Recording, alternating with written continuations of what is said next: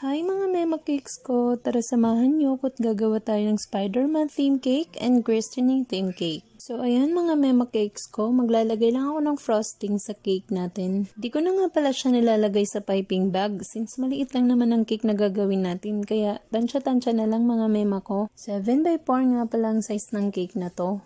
So ayan mga mema ko, tapos na nga pala nating pakinisin ang cake natin. Pagkatapos niyan ay umpisahan na nating maglagay ng pattern na spider web.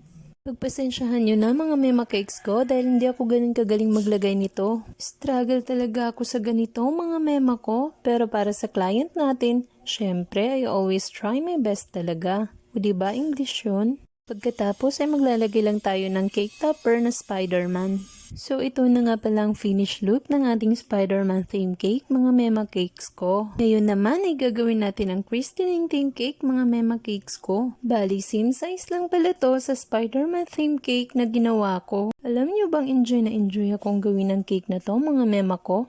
Super cute kasi. Kasing cute ng baby na bibinyagan. So ayan mga mema cakes ko, inilagay ko na nga ang mga cake toppers na flowers, cake ball toppers, at nilagyan ko na rin ng happy christening toppers sa ibabaw. Pagkatapos ay pinalibutan ko na rin ng icing ball sa may ibaba ng cake. Ay nako mga mema cakes ko, nakalimutan kong kunan ng video ang pag-design ko sa cupcake. So ipapakita ko na lang sa inyo mga mema cakes ko ang finish look nito.